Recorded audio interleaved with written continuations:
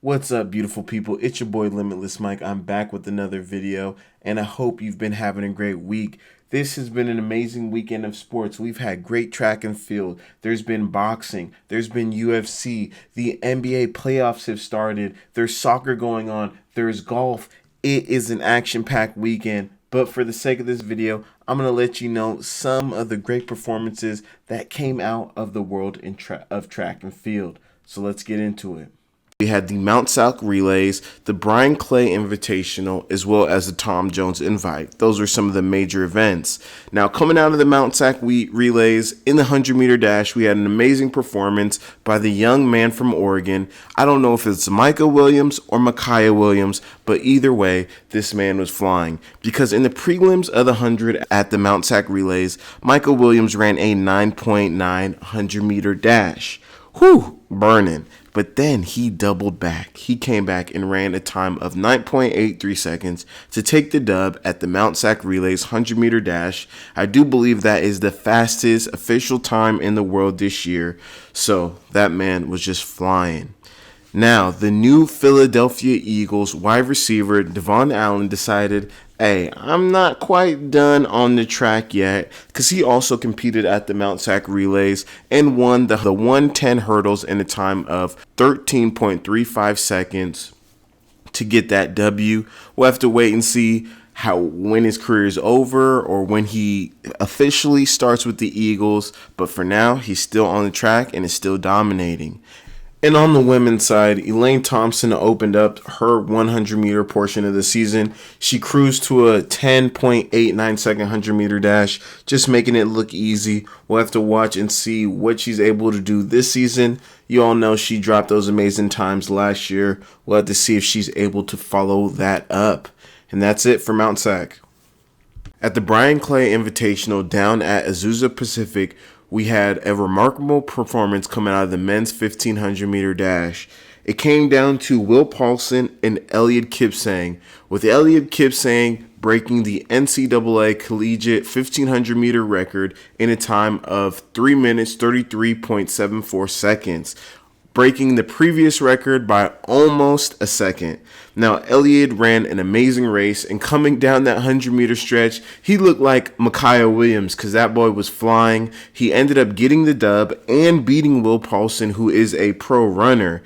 And, man, it's just extremely remarkable. With about 4 laps to go, Elluid was in 4th to 5th place, and he just paced, moved up, and ended up getting that win and get the NCAA record. And it was just truly remarkable. So shout out to him. He's another person that we're going to have to watch and see what happens at NCAAs if he's already setting records, weeks out, almost a month out from NCAA. So shout out to you, Elluid. And down south over at the Tom Jones Invite, we had amazing performances from Favor Ofili, Matthew Bowling, as well as the Florida Gators. For Tom Jones, we'll start off with the ladies. And in the ladies 200-meter dash, we had Favor Ofili dominate the field by almost a whole second. She came through in a time of 21.96 seconds, while the second place competitor came down in a time of 22.81, which is still a great time. But Favor's time of 21.96 is so remarkable because that is officially the new NCAA 200-meter dash record. Let me say that again. Favor Ofili broke the NCAA record at the Tom Jones Invitational just about halfway through the outdoor season. Now, this is so remarkable because it is so early and she didn't have a lot of competition. So we're going to have to watch and wait and see what happens between her, Abby Steiner, Talitha Diggs, and the rest of the field at the NCAA championships, because if you've been watching closely, we might just see this record fall again. But as of now, it is Favor's, and shout out to you, Favor. Matthew Bowling, the boy, went down there and finally broke 10 seconds legally. Matthew ran a 9.9 second 100-meter dash, came out of the blocks, lifted well, and just started to pull away from the field. We'll have to really watch and see what Matthew does for the rest of the season and see if he's able to make the World Championship team. And those Florida Gators, how about those Gators?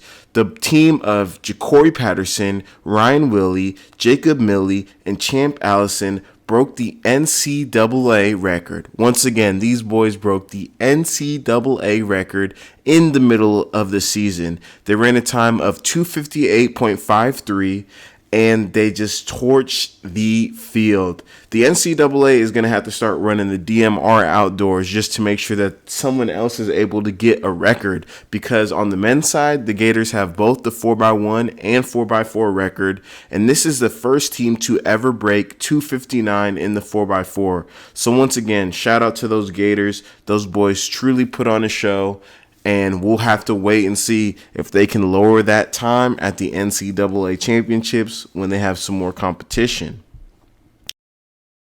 In the world of fighting, we had two major fights. We had Conor Benn versus Chris Van Herden, as well as Errol Spence versus UGAS. Now, Conor Benn is a fighter coming out of the UK. He's a knockout artist, and he's really been bubbling lately.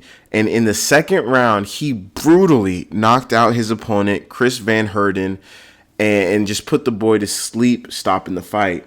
Now, this is crazy because it was only the second round. And he was able to put his competition down. Now, in this other fight of Errol Spence versus UGAS, this one went a little longer. This one went to 10 rounds with both men trading blows, getting good shots on each other, but eventually the refs did have to stop the fight, and Errol Spence was the winner. Essentially, the refs had to stop it because UGAS's eye was just too wounded, too close. The refs decided that he should not be able to continue, and Errol Spence was able to get the titles and unify the belts. And also, in the NBA playoffs have begun, and I'm going to say go Grizzlies, go John Morant. That's who I'm going for. But the NBA playoffs have begun, so go to a bar, grab a drink, go support a team, go watch some basketball, because the season is whatever during the middle of the season, but towards the end, that's when the season really gets fun. Once the playoff starts, that's when the shit gets fun. So the NBA playoffs is here. I'm going to say go Grizzlies, and that is your weekend sports roundup with Limitless Mike. I hope you all have a blessed day. Go support some sport. Go on a run. I hope if you're in high school hearing this, I hope you're inspired by some of these performances, and now you're ready to go do better. Go train harder. Y'all have a great weekend or have a great start of your week. It's your boy Limitless Mike, and I am out. Peace.